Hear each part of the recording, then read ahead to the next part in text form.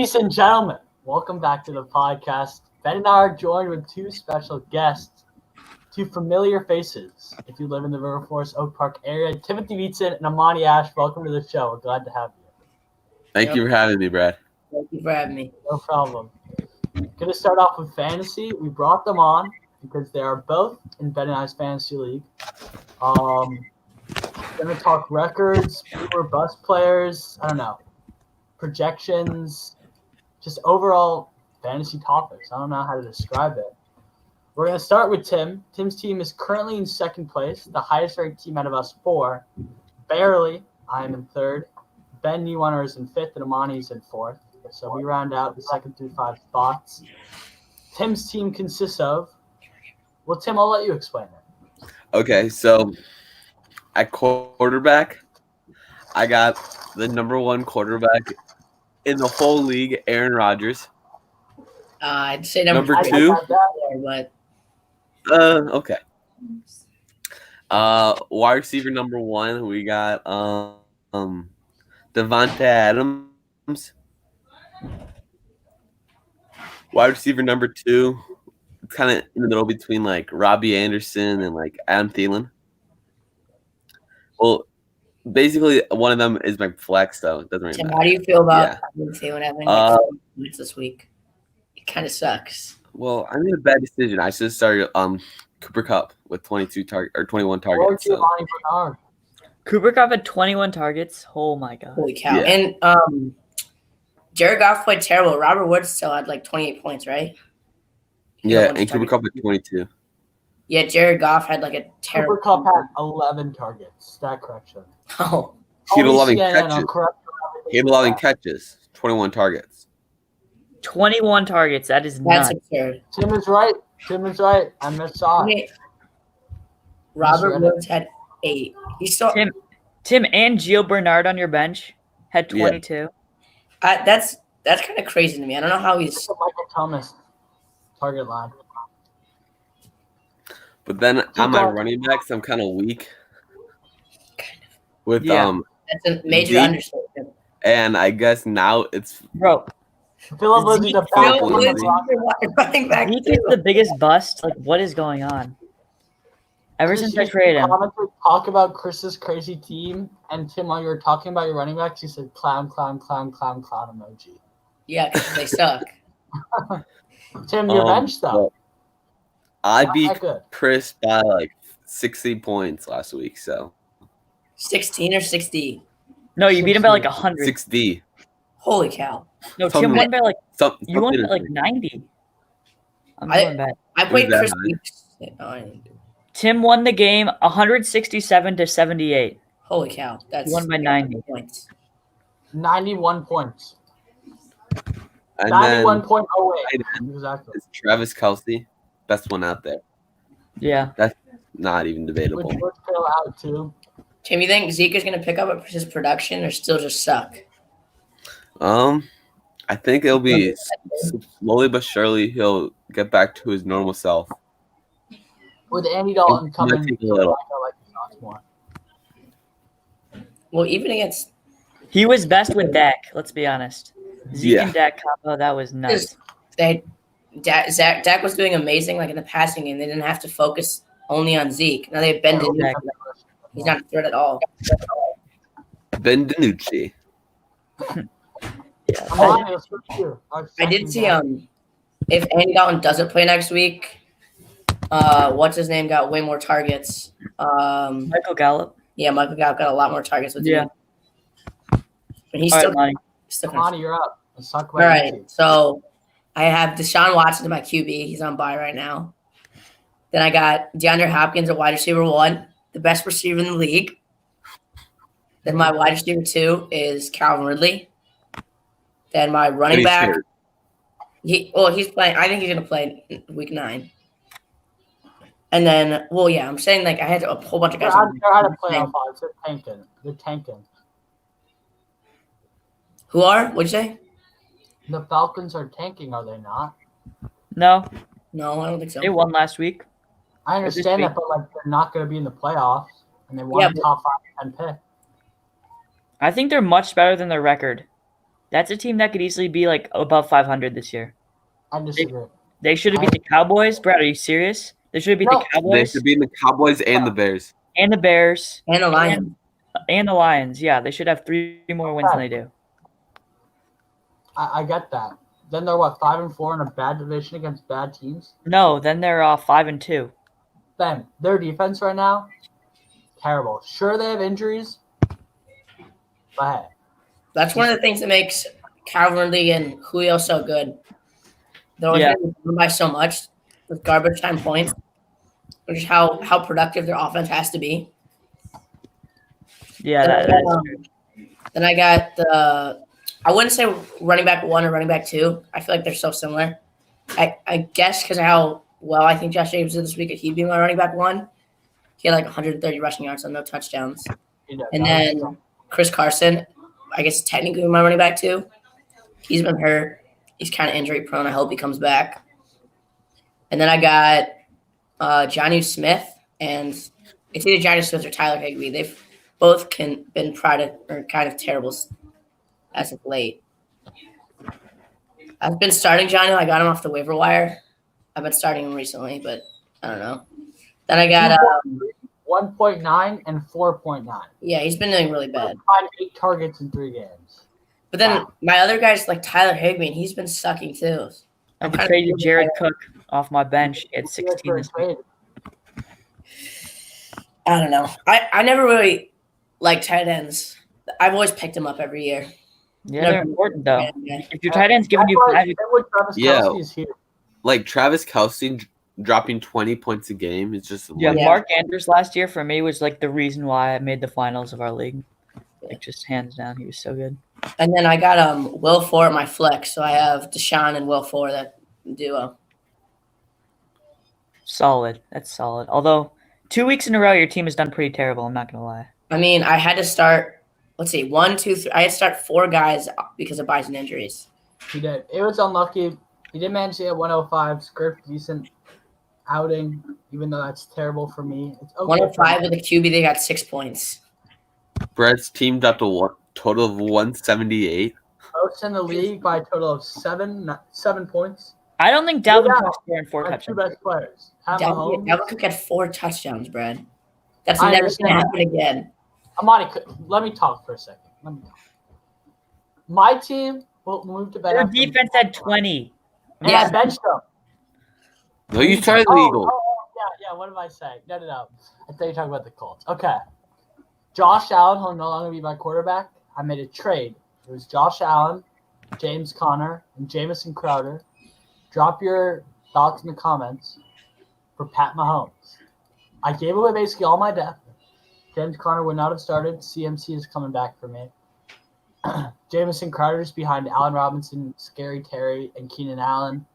And Josh Allen has been way too just shaky, unproductive. I just can't handle him.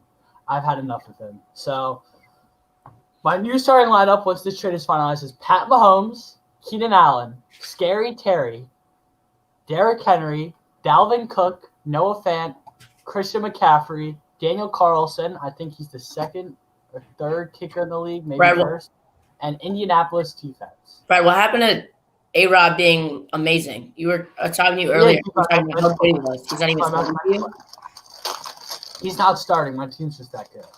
No. Allen Robinson is started in 80. Keep in mind, he swindled his 10-year-old brother. Not true. Yeah, Brad is just My completely 10-year-old brother used his agreed family with it. to win And my this. 10-year-old brother probably knows more than Amani and Tim. I mean, Right. he traded Pat Mahomes for Dalvin Cook straight up. So no. You traded CeeDee Lamb. Who's it? CeeDee Lamb. CeeDee Lamb and Drew Alexander Brees Madison. for Watson. Alex Madison and who? Drew Brees Yeah. or Deshaun Watson. So I'd call that swindling too, but Yeah, but not at the same level as getting Dalvin Cook for Patrick Mahomes. And now you're getting him back. yeah, but I'm giving away so much. Amani, dude, you're brain dead. Yeah, why did Christopher make that trade in the Chris, first place? you're Did he already in have the chat. Watson? Didn't he He's already have not. He Yes. was. Hold Chris, up. If Chris is in the chat down below, I want to know if he wants Zeke. Hold on. I'll Tim get Chris Chris. live? trades. Ben, talk about I know your what just team. I'm going to look at Chris. You just cut out, Bren. I don't know what Brad's saying. I think he told me to talk about my team, but Yeah, so you I'll did. just talk about my team real How quick. many points do you have? 60, 70 this week? I have 58 right now. On pace for 90. Not a good week. This week so far, DJ Moore's been bad, and that was my top wide receiver going into this week. Travis Fulgham was my second wide receiver. He's actually been really good. But my running backs, James Robinson's on bye, and Nick Chubb's hurt. So those are two top 10 running backs. Chris, They're healthy. Probably talking. And then Chris, Ronald Jones do you and Miles want Zeke? Jackson start for me this week. They're both kind of eh. And then my tight end, Hayden Hurst, he's all right. Jared Cook's Second pretty good. Probably. Deontay Johnson had 1.6 for me this week. I started him over T. Higgins, Remember how you were talking about how good he was going to be and when I traded him to you? he's been good in every week that I don't start him in. And then my kicker and my defense combined for 6. So that's kind of – if your kicker and defense combined for Deontay Johnson is the definition of boomer bust. yeah, exactly. He goes for 30 and then he goes for 1 and just I don't know when. Ronald Jones might have been the worst drop of the year. Or Josh Allen, that's pretty bad too. I know I've picked up so many guys that have just been off. James Robinson was on the waivers. Ronald Jones, Travis Fulgham. Doesn't he have the 30 most points out of all running backs? Yeah, and Travis Fulgham was on waivers. I picked him up. He's been top. He gets 20 points most weeks. So I think I've been pretty good with that. Wait, Even Ben, though my team didn't sucks. Tyler give you James Robinson? Huh? Didn't Tyler give you James Robinson? So I traded James Robinson for Zeke. No, I traded James Robinson to Tyler initially, and then for I can't even remember who it was for, but then I got him back. Oh, it was for Keenan Allen. Was it part of that Devontae Parker trade? Yeah, and then I got them back. So it was kind of pointless. I basically just lost. Yeah. But it didn't matter. I lost Zeke, but Zeke's not good anyway, so I'm okay with it. What about your first trade of the year? How do you feel about that one? Hey, all I know is that I got rid of Michael Thomas. I unloaded him. So I lost G-Hop, but it could have been worse. At least Michael Thomas is just sitting on Marco's bench. Yeah. He's probably playing next week. Is Marco's team even that good? Everybody was typing it up. No. Marco's team is going to be 4-4. And I'm what? the number 1 team in the league. So. Oh, but Marco's team plays Chris next week. I play Greg. And then I'll take that. he plays Chris and then Tyler. Oh, I play Kieran. I got it. I have a probable win. Greg Hughes said, Ben, you suck. Wow. Just give it to him right in the flesh. Greg, last week, my friend, if you played me last week, I win by 50. Okay, you beat everyone. What your point? My point is that my You team beat is boomer me bust. by 43 actually. Ben, you don't want your team to be boomer bust. I know. I can't. I don't know why it is. It's just It's not I good. played Greg with my best player out, my best 2 players out. So I James played this Robinson. whole year, and I'm in second place with the most points per week by far, without my best 2 players. And Corey Davis has been looking like the wide receiver 1 on the Titans. that's Like, just going to trade off. Corey Davis, AJ Brown. AJ Brown and Corey Davis are just going to keep going alternate. I think. I can't. Metcalf and Tyler Lockett. A.J. Brown. Wait, did Corey Davis have a touchdown? Yep. I think so. Corey Davis had 28, right? Yeah, he had 128 receiving yards, 10 targets, 8 receptions, and a touchdown. DK Meanwhile, Metcalf had AJ 40. Brown had like 2 catches? Yeah, Clyde he had a Edwards-Helaire, touchdown. 6 rushing Yeah, attempts. he did a touchdown. Oh, yeah. Okay, very quickly, Amani, I think we're going to move to the Clemson Notre Dame preview with specifically Tim and I. So I appreciate you joining the show. It was good to talk fantasy. And yeah, thank you very much, Amani. Yep, no problem. Thanks for having me. See you guys. All right. I bet you guys will see Amani in the future. But Tim, this is what I've been waiting for. Notre Dame Clemson. Good luck to the Irish. 6:30 Central, 7:30 Eastern, Saturday night in South Bend, Indiana. Ben's right in the middle of Tim and I right now. The Michigan blood brewing. Game day is coming to South Bend. They chose it over the Georgia-Florida game. Pretty big news. ESPN hates Notre Dame. So that was interesting. But I'm excited, Tim. And boy, I know you are too. Oh, Current very excited. 5.5 for Clemson. That's in large part because Trevor Lawrence is too weak to play with no practice, even though I thought he was the golden child. So DJ Ugalele, quarterback from St. John Bosco High School that started his freshman year of high school over a 4-star recruit, Real Mitchell, who's currently at Temple, was once at Iowa State backing up Mr. Brock Purdy. Tim, let's get right to it. Who's winning this game on Saturday, by how much, and why?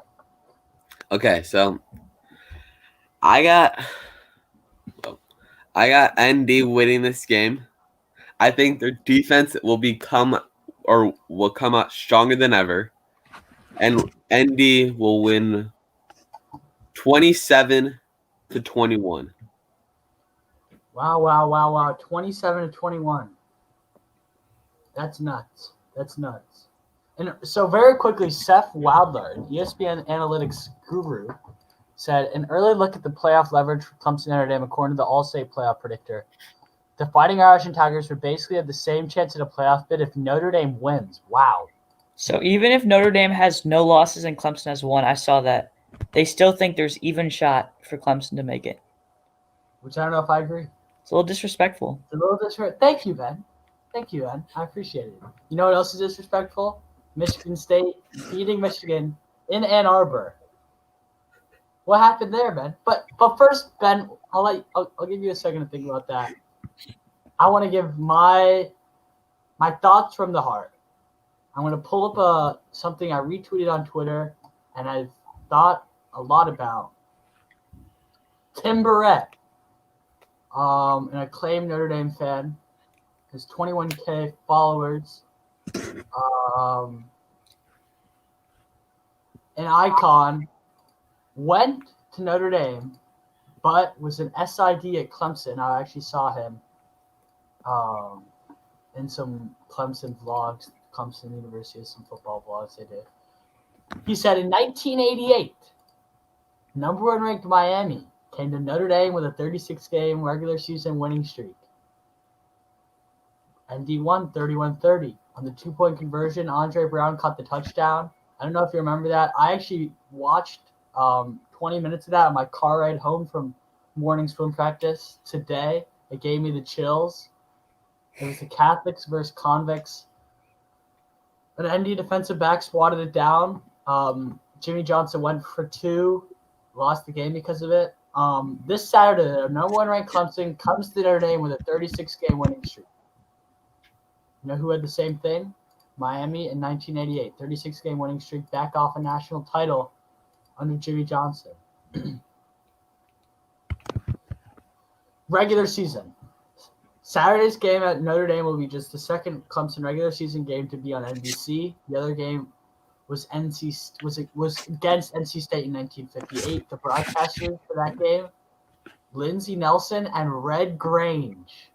Ben, I know you named it. I know you know that Red Grange name. Wow. Legendary. One of the greatest football players of all time. Went to U of I, then later played in the Chicago Bears. Played on the Yankees for a little bit. Legendary. All-sport. He was an all-sport dude. He was pretty all-sport nuts. dude. And yeah, pretty nuts. I'm nervous, Tim. I'm nervous. Tim and I share. All I gotta say is one thing. Ian Book's the future? No. How many wins does ND have at home right now? In a row. 23, correct? Yeah, and that's not stopping. It's not stopping. It's not stopping now. It's not stopping now, baby. Let's go Irish. Well, Tim, thank you for joining us. I'm glad I got to talk a little bit about Notre Dame. Will Matthew be at the game? Tim's brother runs cross country at the University of Notre Dame. Yes, he will be. And he'll be repping his gold and blue. Get hyped. Get hyped, Tim. Yep. Dogs are out. Let's go. Let's go. See you, Tim. Go Irish. See you, bro. See you, Tim. See All right, you, Ben. You and me. Let's talk more college football. But at first, I mentioned it. We need to talk Notre Dame. Michigan State. Yeah, that was a tough one to watch. As a Michigan fan for my entire life, I know not to get too hopeful for our football program, and I was trying not to have my hopes up this year. But after seeing Michigan thoroughly demolish Minnesota, I definitely had some hopes that we could at least put a good year together. And that game against Michigan State just completely destroyed my confidence in this team. Jim Harbaugh he got out coached today, or 2 days ago, by Mel who? Tucker. Mel Tucker, five the and seven, Colorado. 5-7 Colorado coach last year, who clearly is not that good a coach. I don't think anyone's calling him that good a coach. Jim Harbaugh didn't look prepared. Michigan had tons of penalties. Joe Milton was not making the correct reads in the pocket. We just didn't look like a great football team. Defensively, we were a little iffy. So many PIs on our secondary. Just all around nightmare of a game. And we still only lost by 3, which kind of shows how bad Michigan State is this year. But Shows how bad Michigan is. I don't know. I don't know if there's much hope left. A stupid after the play, unsportsmanlike conduct, something on Taunting.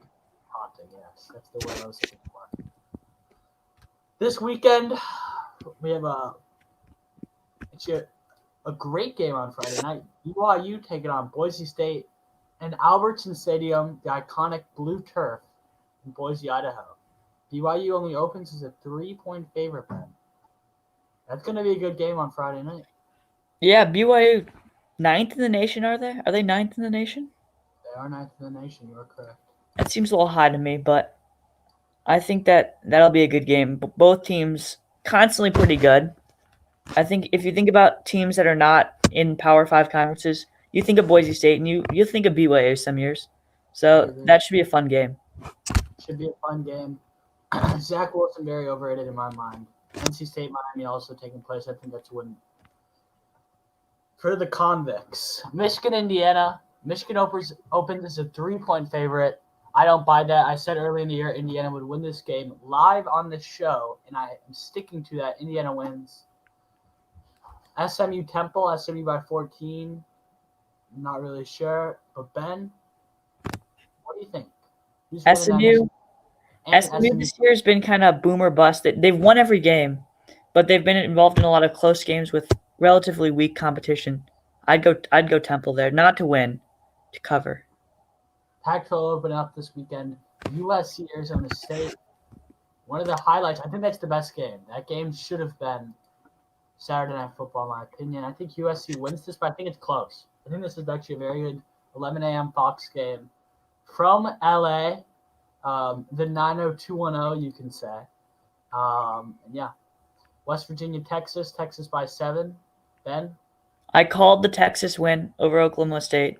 I had a feeling that was coming, but West Virginia, I think Texas takes this one too, even though West Virginia did look all right last week. West Virginia looked more than all right, in my opinion. Liberty, Virginia Tech. Liberty is ranked. Virginia Tech, not so much. Virginia Tech, though, 14.5-point favorites.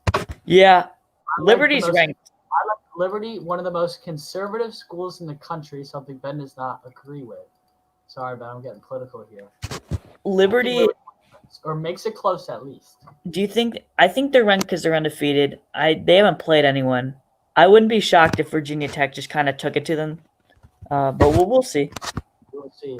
UMass Marshall, the best West Virginia school this year. Hey, Marshall may or may not go undefeated this year. There's a high chance of it. You want to know how much they're favored by, Ben? 45 points. 45? Well, you got to take the under there. I don't know if you can favor a team by 45. I'd say the same thing about Georgia Tech Clemson. Can bite me in the butt. Florida, Georgia. The second best game of this weekend. In Jacksonville, UGA opens as a 4.5-point favorite. I like Florida here. The hype UGA just leaning on their rush, and I think Dan Mullen's going to draw it up. I think College Rush is going to have a big day. Kyle picks in specific. And Stetson Barrett. They need to put in JT Daniels. I keep saying it. It's JT Daniels' time. They're not doing anything. Stetson Barrett, 14 points against Kentucky. Yeah, Terrible. that was a rough. They won because of their defense that last week, but I think the hype has been taken off this game a little bit. Both these teams have not quite performed to expectations so far this year, so we'll see. I would go with Florida there, even though Florida did look kind of iffy in their. Did they play last week, Brad? They Florida. played Missouri and it was a brawl, but they were out there. They were without. Oh They yeah, were Missouri. without DBs. They were Yeah, all- Missouri. Whatever. I would go with a close one in that game. Out that. Out for a few weeks. Car crash. Oof. Houston, Cincinnati. Cincinnati 13.5. Cincinnati's winning that game. And I think Cincinnati deserves the number 6 ranking. Out of all the non-Power 5 teams, Cincinnati's the best one. I think Power 5 teams are showing out this year, man. It's the year of the Power 5. And, of course, UCF is not one of those schools, even though they usually are the only school. Purdue, Wisconsin, ABC Camp Randall Stadium game. Purdue's looked very good this year. I'm telling you. Graham Mertz not going to be in Wisconsin with their 4th string wide receiver. I think Purdue wins this game, Ben. We don't know if Wisconsin's even going to be able to play. They're still having positive cases. But if this game is played, who's the quarterback for Wisconsin? Because their backup their third stringer went down. Wolf, I think. So I would go with Purdue to be safe. Yeah, I've never heard of him. High school. What? He was ranked 1,859. Well, that's. Did he have an offer? Yes, he did. His offers, Ben, surprising he had this many.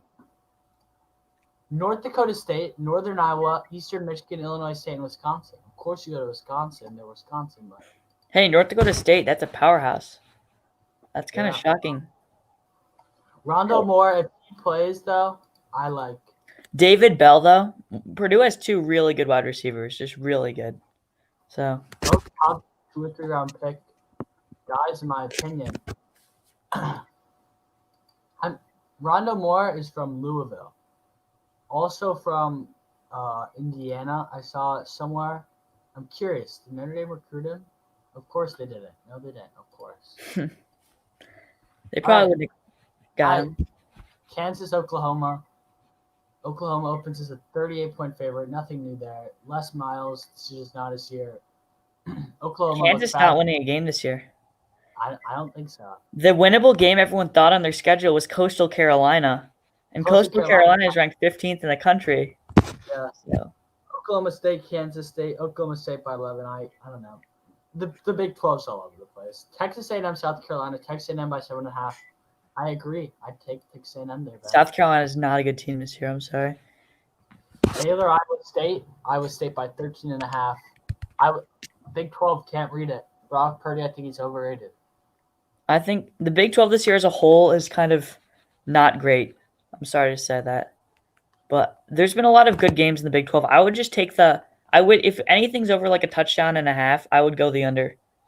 Or not pick the spread there. I agree, Ben. But you know what's even more important? What? Notre Dame. Clemson. Should we talk about what do you actually think will happen here? What do I think will happen here, Ben? Notre Dame will win the game by 1 point. Everyone, when Notre Dame wins, I am the first to say this is November 2nd.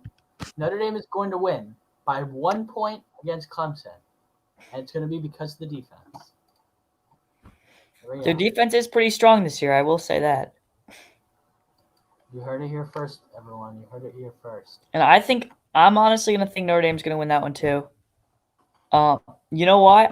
Watching Clemson play without Trevor Lawrence. Watching Clemson play without Trevor Lawrence, they were weaker. BC almost won that game. Their defense is not that good. I think their defense in the ACC does not stand out. So they need that offense. We'll see, and Notre Dame can shut them down. Ben, this is Notre Dame Clemson hype video. I've always wanted to watch one of these on stream with you, Ben. I think about Here we go. Oh my gosh, I love watching these videos, Ben. I'm gonna make sure you guys can actually see it though. So Make sure we share can hear audio, it. yes, because that's the best part of it. You ready? Can you hear it, Ben? Is it loud? Now it is. Yeah. Do you hear it? I hope the viewers can hear it too. They still need 3 more yards to force OT. Kaiser rolls, runs into traffic, and comes up a yard short. A deep throw by Lawrence, a lot of contact. Justin Ross broke free from it. He's down in the end zone. Touchdown, Clemson. This is going to be a night game. It's going to be, the big heavy favorite Clemson. Notre Dame, Ian Book is good enough to pull off an upset. Yeah. Cowherd.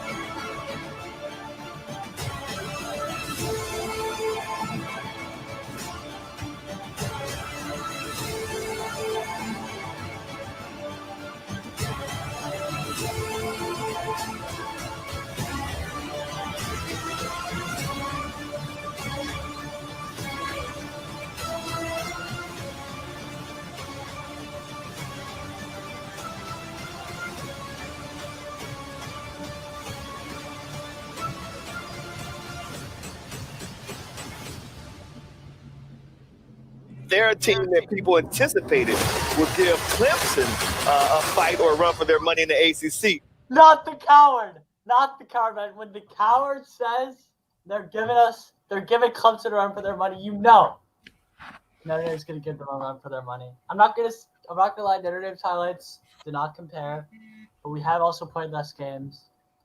Had some dudes out with COVID, but what a way to start Clemson ND week. Usually, the big hype week is ND USC.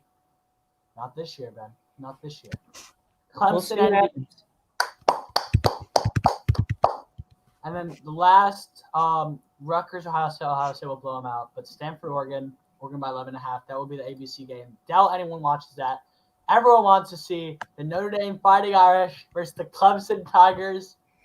I would show the 1998 Miami game just because I pray Brian Kelly has them watch that game or something. But yeah, everyone's locked in. It's game week, baby. Yeah, it's a big week. And real quick, just want to flash the NFL. Shout out Robert Spillane, Timmy Spillane's older brother. Pick 6 and a fumble recovery. That's pretty sick on the Steelers against the Ravens. It's gonna get him paid. We can cheer for him. We can cheer for him all we want, even though we went to Fenwick. Ben, great podcast. Not our typical locked-in, focused one, but it was fun nevertheless. And hopefully we can get another show in before the big duel this Saturday. That is Clemson Notre Dame live in South Bend, Indiana. Ben, thank you for joining me today. My right-hand man, my lead host. And yeah, peace, everyone. See ya.